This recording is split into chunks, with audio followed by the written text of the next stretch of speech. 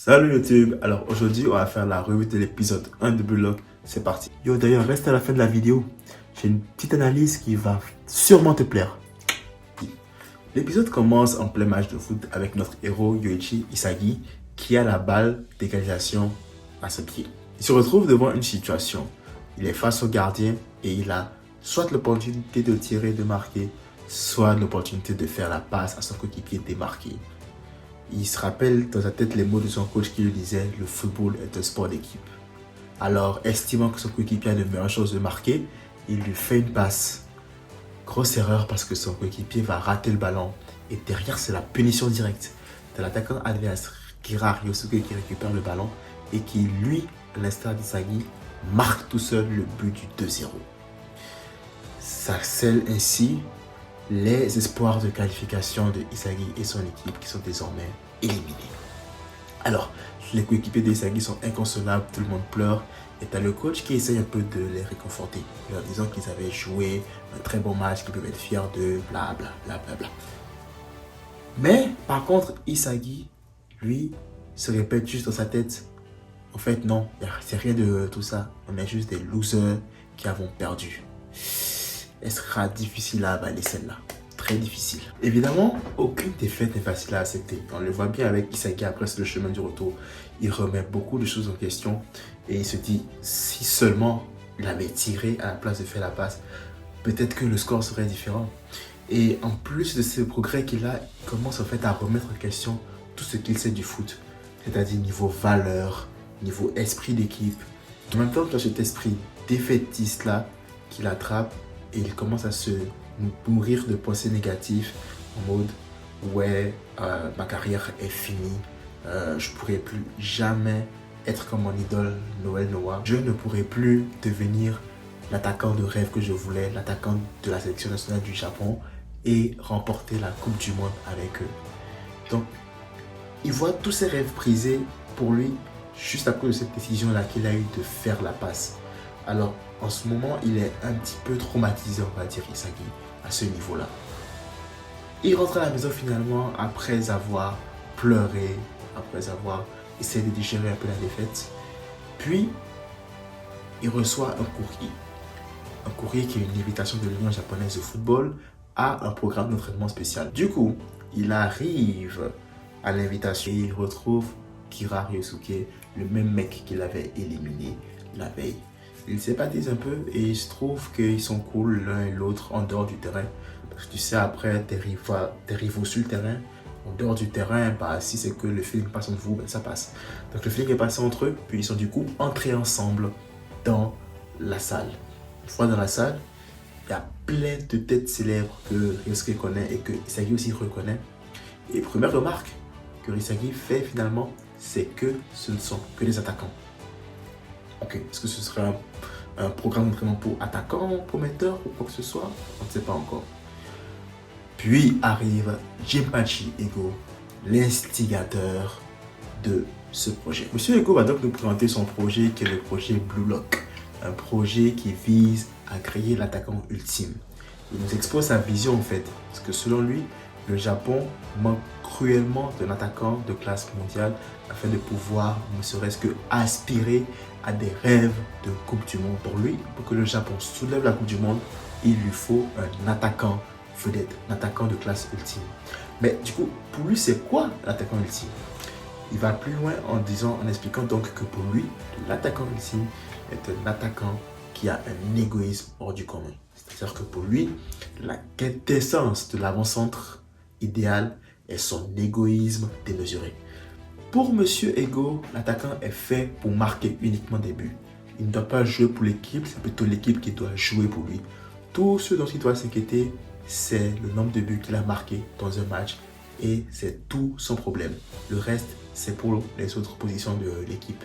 Mais l'attaquant, quant à lui, son travail, c'est juste marquer des buts. C'est une conception un peu individualiste, je trouve, du football. Ça me rappelle un peu des mentalités assez égocentriques de certains athlètes. Le football, il a changé. Évidemment, tu as beaucoup de désaccords au niveau des personnes qui sont présentes dans la tendance. Pour plusieurs personnes, justement, cette philosophie va contrairement à l'encontre de ce que eux ils savent du football, de la philosophie qu'ils donnent du football, c'est-à-dire le jeu en équipe, tu joues pour ton équipe et vice-versa. Et aussi certains qui disent qu'ils ne peuvent pas justement avec cette philosophie-là rester, surtout qu'ils ont d'autres préparations à faire, notamment il y en a qui vont jouer des matchs de coupe, il y en a qui vont se préparer pour des essais dans la sélection des U18. Beaucoup de personnes ont d'autres projets en dehors justement des vacances d'été.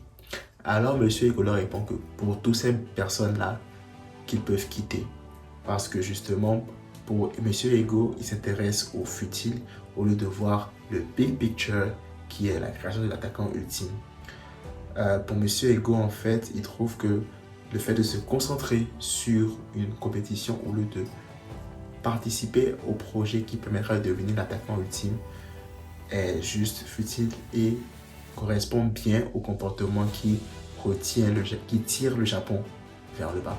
Pour appuyer son point, M. Ego va utiliser des citations de plusieurs autres joueurs, des citations de Pelé, de Cantona et du fameux Noël Noah qui apparemment est un joueur plus fort que Messi et Ronaldo. Bref, il utilise des citations assez intéressantes de Cantona et de Pelé pour appuyer ses dires. Apparemment, Eric Cantona disait que peu importe ce qui se passe, du moment que lui, il donne un show, c'est le plus important. Pelé disait que ce soit le gardien, le défenseur, le milieu ou l'attaquant, le meilleur, c'est lui. Alors, c'est des pensées assez individualistes, mais si elles sont vraies, on crée même créer des joueurs de grande classe. On connaît tous les histoires de Pelé et de Eric Cantona. Et pour rajouter par-dessus, Monsieur Ego décide de leur faire une petite mise en situation. Il leur dit de s'imaginer plein de Coupe du Monde devant un stade plein craqué. Ils ont la balle de match au pied. Et au lieu de faire la passe, ils tirent directement au but. Petite pique à Isagi qui s'est sûrement rappelé de la même situation dans laquelle il était quelques jours plus tôt lors de sa finale nationale, de sa finale départementale, pardon. Il se dit que la philosophie du gars finalement vient le rejoindre un peu dans ce qu'il pensait. Ce gars-là lui permettra peut-être d'évoluer. Alors, sans réfléchir, il s'avance avec comme ambition de vouloir devenir cet attaquant-là. En fait, c'est son ambition de vouloir évoluer, de devenir meilleur qui l'a fait s'avancer et accepter le projet sans peut-être même qu'il ne s'en rende compte.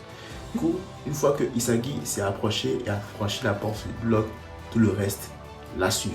Comme quoi, il fallait juste qu'une seule personne soit motivée pour que tout le reste décide de suivre. Ça y est donc, le projet bloc est lancé. Dans un internat avec des équipements à la pointe de la technologie, des 300 jeunes joueurs qui sont rentrés, un seul en sortira comme étant le joueur avec l'ego le plus dominant et qui permettra au Japon d'obtenir sa Coupe du Monde tant désirée et tant rêvée. On retrouve donc un Isagi qui cherche sa classe et en jugé par son numéro, il est parmi les plus faibles parce que 299 sur 300.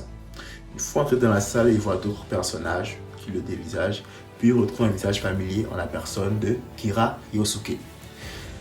Monsieur Ego apparaît donc à l'écran pour lancer les hostilités. Le concept est simple. Vous êtes divisé en plusieurs sections, puis dans chaque section, il va falloir se battre pour pouvoir s'en sortir et éliminer les autres. Ça veut dire que les gagnants continuent, les perdants sont éliminés. Ça rejoint la philosophie du projet en gros. Pour donner une chose à ton rêve de se réaliser, tu dois briser obligatoirement celui des autres. Il n'y a plus d'amis en fait. Le jeu qu'ils auront à jouer dans cette salle est le jeu du loup. En gros, dès que tu reçois le ballon, que tu touches le ballon, tu es le loup et le loup à la fin du temps imparti est donc éliminé. Il y a trop d'actions en vrai pour décrire comment le jeu du loup s'est déroulé, mais je vais quand même faire un petit aparté sur l'animation des actions dans cet animé. C'est juste magnifique, juste incroyable. Les actions ont l'air tellement fluides et chaque mouvement le semble pas saccadé. Genre tu sens le coup de pied, tu sens le dribble, tout est vraiment animé de façon fluide et de façon quand même réaliste. Et ça vraiment, chapeau. On revient donc sur les temps forts de ce jeu du loup. On a Isagi qui de fil en aiguille finalement se retrouve avec le ballon et est donc le loup. Il doit toucher quelqu'un. La cible la plus facile, c'était le 300e, un jeune moine qui ne voulait pas devenir moine et qui voulait jouer au foot. Et avec les événements, le moine s'est retrouvé à terre et avec une cheville qui lui faisait mal. Alors c'était une cible facile pour Isagi. Isagi n'avait qu'à le toucher et en plus il ne restait pas beaucoup de temps. Donc il aurait pu facilement se débarrasser et donner le loup à quelqu'un d'autre et remporter cette manche. Mais sur le coup, il pense à l'intérieur de lui-même et il se dit « Je ne suis pas venu ici pour choisir la facilité. Alors si je veux évoluer, je dois me mettre dans des conditions extrêmes et performer dans des conditions extrêmes. » Alors il décide de ne pas toucher le 60e, mais de plutôt viser le mec le plus fort, c'est-à-dire Kira Ryosuke. Tu as Bashira, un autre personnage assez intéressant qui lui prend la balle et qui lui fait signe au passage qu'il l'approuve. Ça dit que la mentalité de Ryosuke et de Isagi a plu à Bashira. Bashira lui prend le ballon et Bashira devient le loup. Alors Bashira aussi s'attaque directement à Kira Ryosuke qui l'évite. Alors il décide de combiner avec Isagi pour pouvoir avoir Kira Ryosuke, ce qui lui donne une section d'action ma foi très magnifique. Puis le ballon arrive dans les jambes d'Isagi et d'un boulet de canon fusille Kira Ryosuke en plein visage alors que le temps désormais affiche 0. Time's up. Kira Ryosuke est le loup, ce qui veut dire que Kira Ryosuke est éliminé. Nous avons la première victime du projet Blue Lock en la personne de Kira Ryosuke, qui plus est a été éliminé par un ami à lui, Yoichi Isagi. Voilà, il n'y a pas d'amis en Blue Lock, c'est chacun pour soi, marche ou crève. L'épisode 1 nous annonce déjà clairement que cette série sera ultra prometteuse. Quand tu regardes les animations, fluidité, dynamisme, tout ça te donne un réalisme impressionnant.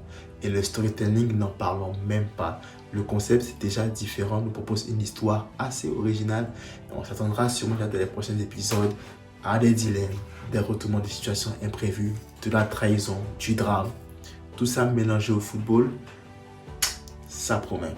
Tout ça pour dire que Blue Lock apporte un vent frais dans le domaine du manga du sport, précisément dans le domaine du manga de foot. Ça fait longtemps qu'on a vu un animé avec un contenu aussi dramatique, surtout de sport. Ça ne peut que être une bonne chose. Et chaque épisode nous mettra en haleine pour le prochain. Ça me fait quand même de la peine de voir souvent que les gens commencent à comparer Blue Lock à Ohashi Playmaker. Parce que moi, personnellement, c'est deux mangas totalement différents. Les deux ont une approche du football qui n'ont aucun rapport, ce qui fait que les histoires sont déviées comme ça et ne sont même pas comparables. D'un côté, tu as Aohashi Playmaker où j'ai compris le synopsis et le peu d'épisodes que j'ai regardé, j'ai juste regardé une partie du premier épisode. De ce que j'ai compris, c'est un gars très talentueux mais qui n'est pas très canalisé et en gros, on veut l'intégrer à une équipe pour qu'il puisse apprendre à jouer au service de cette équipe-là. Et cette équipe-là l'aide à grandir. En gros, c'est un partenariat gagnant entre lui et l'équipe. L'équipe grandit et lui aussi. Ce qui est totalement différent de Blue Lock. Où dans Blue Lock, on t'apprend l'égoïsme que doit avoir un attaquant. L'attaquant joue pour lui seul et l'équipe joue pour lui.